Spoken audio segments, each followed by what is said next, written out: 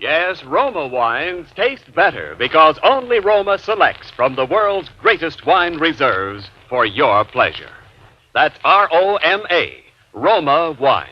Those better-tasting California wines enjoyed by more Americans than any other wine. For friendly entertaining, for delightful dining.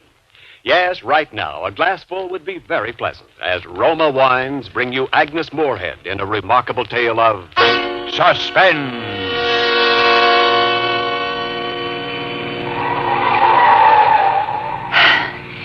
We were driving too fast, but I knew that if I slowed down at all, I would begin to tremble. And so, although the road was tortuous, climbing steeply up the mountain, I kept my foot pressed hard on the gas pedal.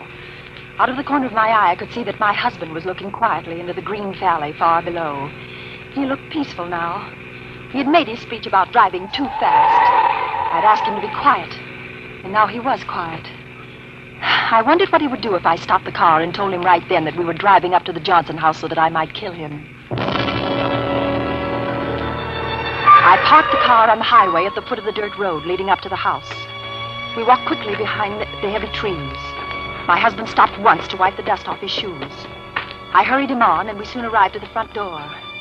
As planned, I'd forgotten the key. I did open my purse and look, however, and that gave me the opportunity to release the safety catch on the gun I had borrowed from my husband's belongings. I suggested that we try one of the windows.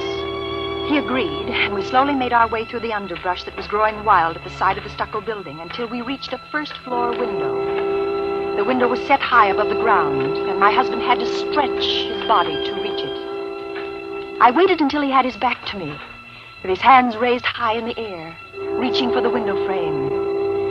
Then I opened my purse, took out the gun, aimed very carefully at a spot just in the center of his left shoulder blade, and pulled the trigger 4 times.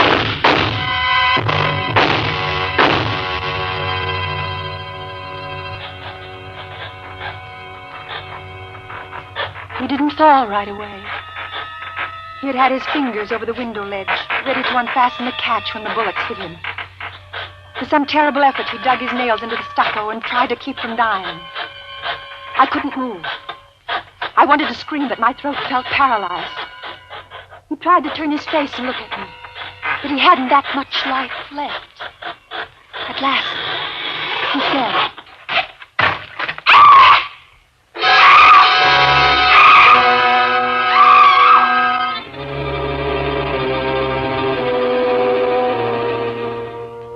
I stopped screaming finally.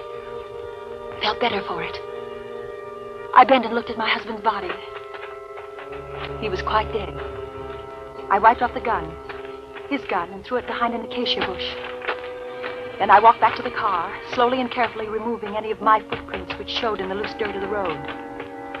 At the car, I emptied some cigarette butts from the dashboard ashtray onto the road, dusted my shoes, then turned around and drove home.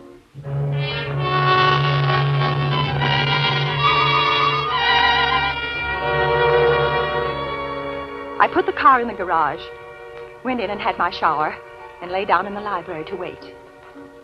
A few minutes after the grandfather clock struck 11, the telephone rang. Hello? Miss Skinner? This is she. This is Jonathan Brown, Sheriff's Office. I have some bad news for you. My husband? Yes, ma'am. He's been killed. Miss Skinner? Hello, Miss Skinner. You all right? I waited quietly for a moment. Then I let the phone fall to the floor. I listened until I heard Jonathan Brown hang up. Then I replaced my telephone on its stand. Went into the kitchen for some ice, which I put in a large Turkish towel. I then arranged myself carefully and attractively on the living room divan. And waited again.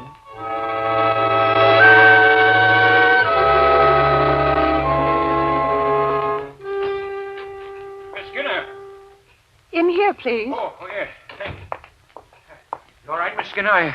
That was a stupid thing for me to do, breaking the news that way, you know. I'm all right. Well, I came over as soon as you dropped the phone. Well, I felt faint suddenly. Well, ain't no wonder. Tell me what happened, Mr. Brown, Jonathan Brown, Sheriff's Office. Mr. Brown, please sit down. Oh, thank you. Well, Your husband was up at the Johnson house this afternoon, as well as we can figure.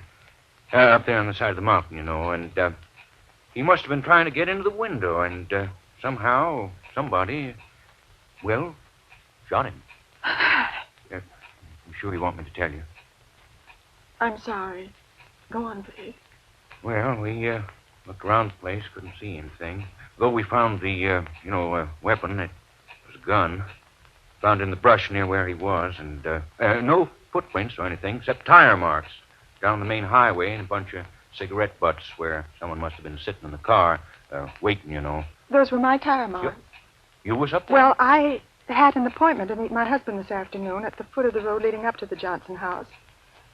He had said that he'd had some business to attend to and would get a ride with this other person. He was very mysterious about it. Oh? And I waited for an hour or more at the foot of the road. You were so clever to recognize the meaning of those cigarette stubs. Well, And when he didn't come, I thought perhaps I was mistaken about the appointment. And so I drove home. Only to think about perhaps I'd gone up to the house, I might have saved my poor dear husband's life. They're not terrible shock, I know. I'm all right. I'm all right. I'll be all right. Well, now, don't you worry about a thing, Miss Skinner. The sheriff's office will round up the guilty party or parties and have them brought to trial, Yes, I'm sure.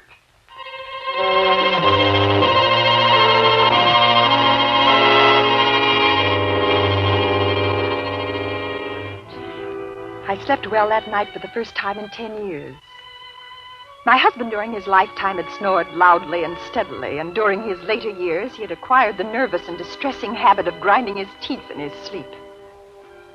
This night all was quiet and peaceful in the house, in my house. And as I say, I slept beautifully. The next few days were also beautifully quiet. A few photographers and newspaper men, but they were kind and gentle and didn't make too much bother. Finally, Mr. Jonathan Brown called to say that he would send a car for me on Friday morning, the next day, as it turned out, to take me to the coroner's inquest. The small courtroom was crowded, and almost everyone there eyed me with great sympathy. The inquest proceeded evenly. There was as yet no evidence as to the identity of my husband's murderer. I again stated that I had left the tire marks and cigarette stubs at the foot of the road that led to the Johnson house. No, I hadn't heard a shot. No, my dear husband had no enemy. Then... I've had this blackboard brought to court so that I might show the position of the body when found. I think it might be of interest. Very well. Proceed. The body was found just below the first-story window on the left side of the house. The dead man was obviously trying to gain admittance, He didn't die immediately, as I will show you, but stayed alive long enough to try to keep himself from falling, since marks from each of his fingernails were found running down the side of the building. Here, then, is the window sill, and here are the marks of his fingernails. And here is the spot where the body lay when it was discovered. And here's the house. As he talked, he watched me. Ground floor. And I didn't know why until I heard the first scrape of the chalk against the blackboard. Here. For one awful moment, it was the sound that had been made by my husband as he tried so desperately to hold himself alive. I found myself tightly holding the wooden table in front of me, my arms and body tense, trying not to faint. Since a large deposit of the dried stucco from the building was found under each of the victim's fingernails, I believe I can best illustrate the manner of the victim's last moments with a physical illustration. Suppose I am the victim, and this blackboard is the side of the building. We hear the gunshots, and then the victim slowly sinks to the ground. Oh, please, I can't say. Please, don't make that. No.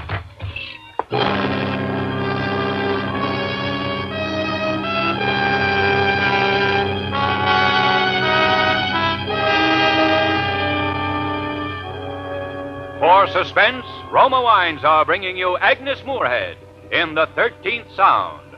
Roma Wines' presentation tonight in radio's outstanding theater of thrills, Suspense.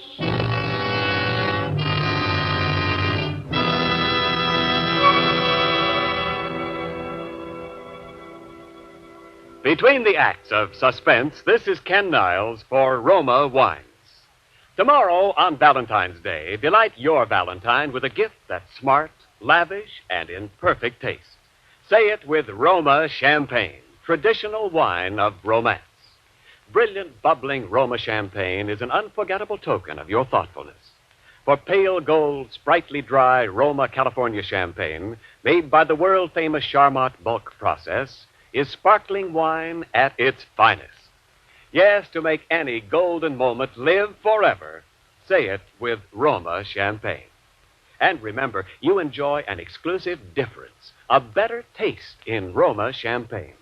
For Roma crushes only the choicest grapes, especially selected for fine champagne. Then Roma vintners' unmatched skill, the magic of necessary time, and America's finest wine-making resources guide this grape treasure to rare taste luxury. Finally, from the famed Roma Champagne cellars to you comes better-tasting Roma Champagne. So this Valentine's Day, say it with Roma. Roma Champagne, golden masterpiece of Roma, the greatest name in wine.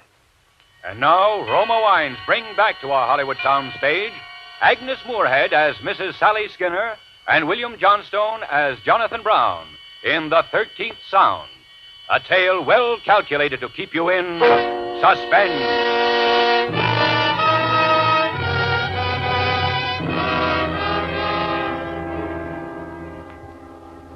I must have been taken home from the inquest.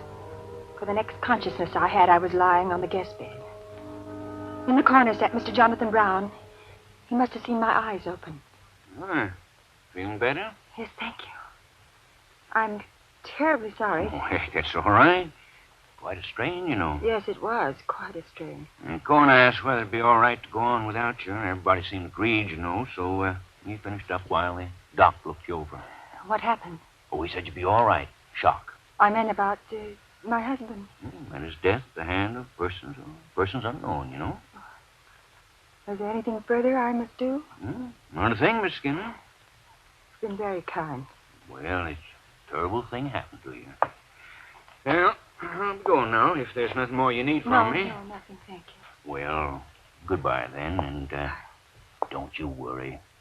We'll find who did it, you know.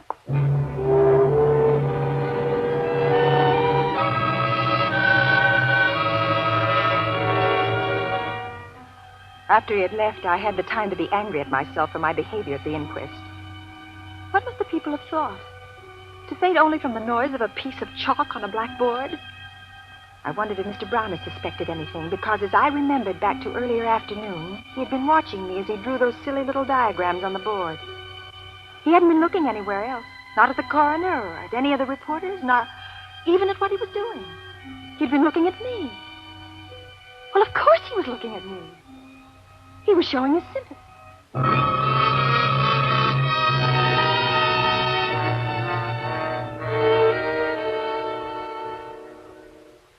I slowly allowed myself to return to my former position in the community. I was able now to do the things I'd always wanted to do, but had been restrained from doing by a certain attitude of my husband. He had never liked entertaining. He didn't believe that we should belong to the country club and take a civic pride in the fact that our home was the largest and most beautiful in the community. In fact, it was his desire to sell our lovely home that caused me to finally take that complete and drastic step. The first evening that I accepted an outside invitation was for one of the Wednesday night evenings of bridge at our club. At my table were the president of the bank and his wife. As I sat down, I noticed that a window pane on my left was shattered. Good evening, Miss Gray. Miss Gray. Good evening, Mr. Brown. Miss Skinner. Good evening, Mr. Brown. Well, I'm afraid I'm the culprit here. Playing ball with the kids this afternoon, and I threw one right through your lovely window. Oh, really? Yes. But I got old Sam here. I brought him along with new painted glass, and he'll fix us up shipshape in no time at all. Go ahead, Sam, right over there. Yes, Mr. Brown, sure. Don't mind me, folks. I'll be through here in just a jiffy. Don't worry about it. Oh, incidentally, Miss Skinner, I always meant to ask you whether or not you minded noises, especially. Sharp noises, like, say, chalk on a blackboard. I don't understand. Chalk on a blackboard? At the inquest, I always wondered about it. You fainted just when the chalk was scratching across the blackboard. don't remember hearing it. I'm afraid I fainted before you drew any diagrams. I assume that's what you were planning to do, draw a diagram? That's what I was planning to do, yes, ma'am. Yes. Does he have to do that? Is something wrong, Mr. Skinner? Does he have to do that? Mrs. Skinner. I can't.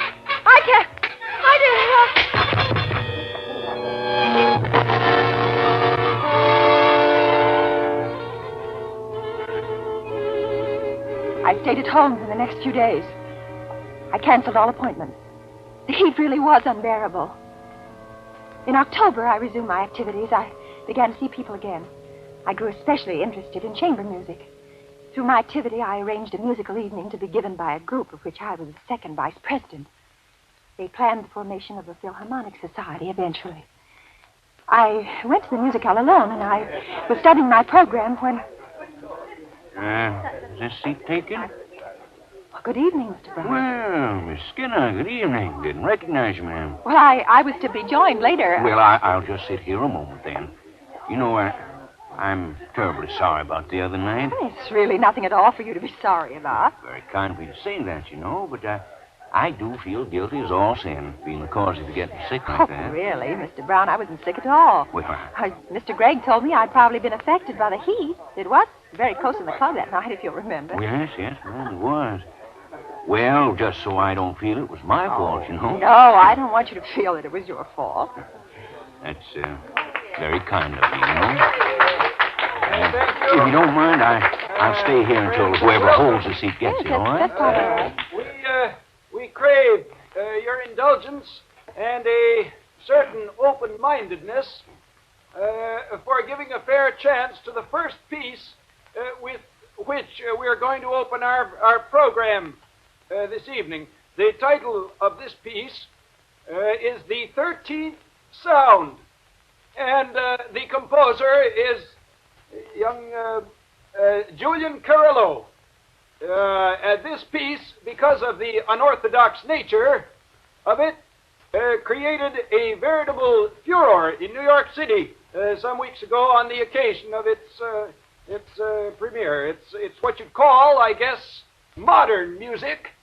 And the really unusual thing about it is that the instruments, instead of playing as they usually do in Mozart, Haydn, and such classical veins, play in quarter tones.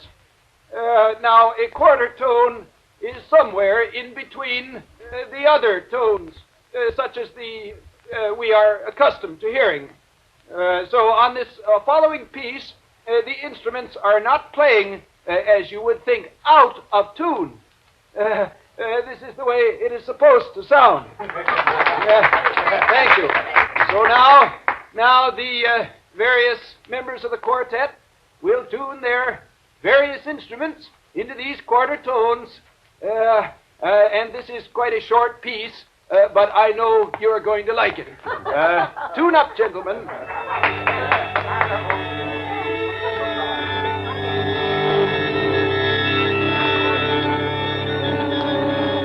This should be very interesting. Think so, Miss Skinner? 13th Sound. Have you heard it? No, I haven't. It's too hot again, Miss Skinner? It does get stuffy in here, you know. I'm not. It's hot in here. You're terribly peated. You sure you're all I'm right? quite all right. Excuse me. Will you let me out? Will you please excuse me?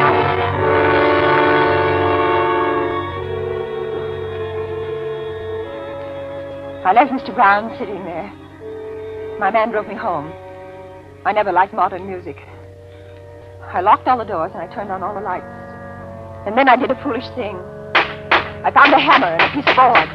And I beat and beat and beat and beat on the board with a hammer as hard as I could. And finally the heavy, steady, safe pounding that I made drove the other sharp, shrill, awful noise from my mind. Then I turned out all the lights and opened the windows and went to sleep. I didn't sleep well, but I didn't stay awake either.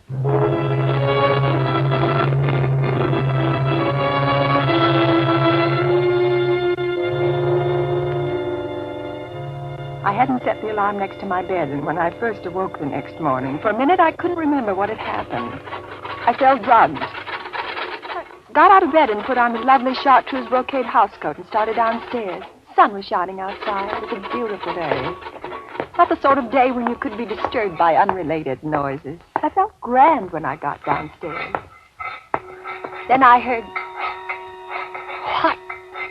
I didn't know. I didn't care. I knew only that I had to stop it before it happened to me again. Stop it! Please, stop it! Pardon me, Miss... Get out of here! Get out of here! Who told you to do your work here? Did someone tell you to make that noise near my house? Why, no, ma'am. The lawnmower darn thing wasn't cut, and I had to Get shut... out!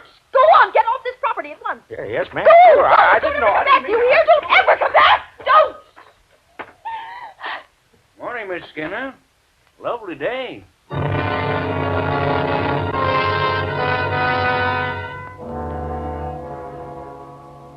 I turned and ran. Right back to my living room.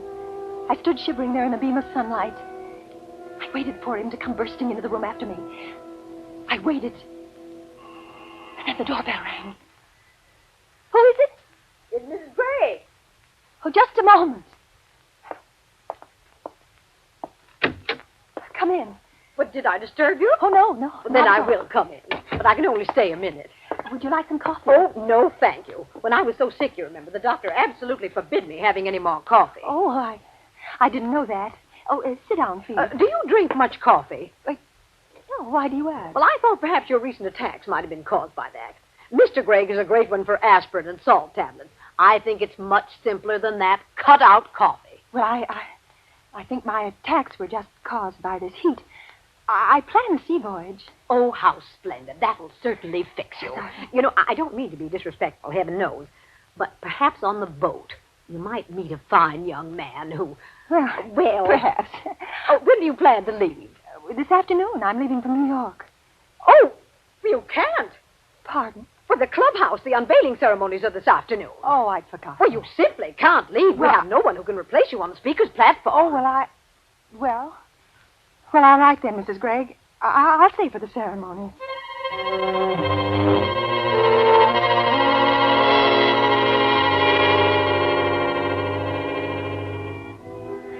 I drove to the new clubhouse with Mr. and Mrs. Gregg. The building was really very lovely. It was almost ready for occupancy. We were unveiling a heroic figure which graced the entranceway. Our speaker's platform was built alongside the figure, and quite a few of the members and their families were sitting on the wooden benches in the front patio, waiting for the ceremonies to begin. Isn't this exciting? Oh, yes, very. You ladies have done a marvelous job. Oh, thank you. What's that fellow doing up there? Where? See, up on the roof there, that Oh. truckman. Oh, yes. Makes me nervous to see people at such heights. Awfully close to the edge. I guess he knows his business, I imagine. Yes, I suppose it... I'm very anxious to hear your little talk, Mrs. Skinner. Well, thank you. I think you've managed admirably since your unfortunate... Well, you understand. Yes, thank you. Well, I think we should get on with it, eh? Well, I believe it'll be only a few more minutes.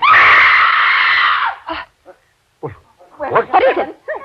What is it? Good heavens, look, that workman. He's going to fall. Can't someone catch him? He's hanging on the ledge. Some of the men are running up there now. Well, they've got to catch him. Oh, they will do. They got to catch him. What? He's falling. Oh, Now, turn your eyes, ladies. Turn your eyes. What? I did it! Why, nonsense, I Mrs. did Skinner. it! You had nothing to do with I it. did it! I did it! I killed him! Why, I not did hurt it! at all. I did it! I did it! You're not well. I did Here. it! Listen to Let me take you home. Listen to me! Listen You'll to be me! all right. Listen to me! I killed him! Listen to me! Don't you understand? I killed him, Mr. Brown! Make you stop that noise! Did you hear it? I killed him! I killed him! I know, man. It's going to be all right, you know. You just come along with me.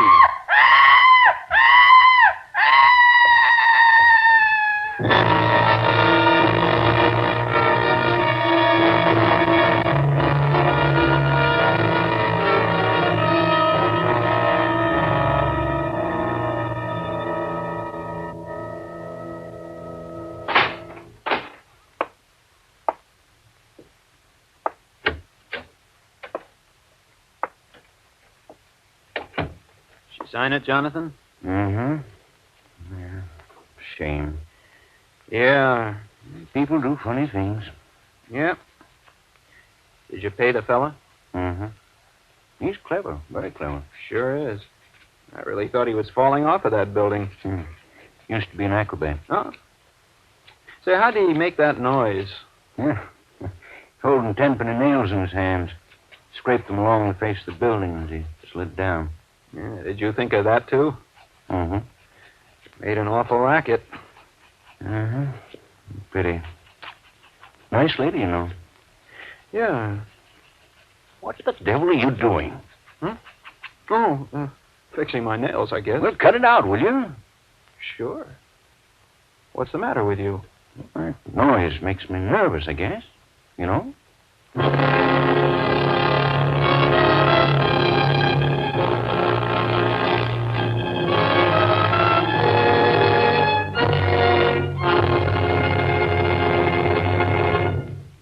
Suspense. Presented by Roma Wines, R-O-M-A, Roma, America's favorite wines. This is Ken Niles returning for a curtain call with a brilliant star of tonight's suspense play, Agnes Moorehead. Apparently, Agnes, you're not superstitious, accepting the lead in a play called The 13th Sound on February 13th. Superstitions are no phobia with me, Ken, but I do have one. What is it? I refuse to give a party for 13 people. Yes, but even a 13th guest is in luck, Agnes, when you serve Roma Port. Ruby red, fragrant, nectar-sweet Roma California Port adds warmth to the welcome for everyone. And Roma Port is so easy to serve. You simply pour and hospitality reigns. Yes, Ken, Roma Port does make entertaining a pleasure. Not only that, Agnes, there's a difference you can taste in all Roma wines. And this better taste begins with the choicest grapes in all California. Then Roma's unmatched skill and winemaking resources guide these luscious grapes unhurriedly to tempting taste perfection. Later, Roma places this rich taste treasure with Roma wines of years before. And finally, Roma selects from the world's greatest wine reserves for your pleasure. Well, it's easy to see why Roma wines taste better, Ken. Yes, Agnes, and here's the most conclusive proof of all. A gift basket of Roma wines for you and your guests to enjoy with the compliments of Roma, the greatest name in wine. I'm delighted, Ken. Thank you very much. And good night. Tonight's suspense play was written by Kathy and Elliot Lewis. Next Thursday, same time, you will hear Ann Baxter as star of Suspense. Produced and directed by William Spear for the Roma Wine Company of Fresno, California.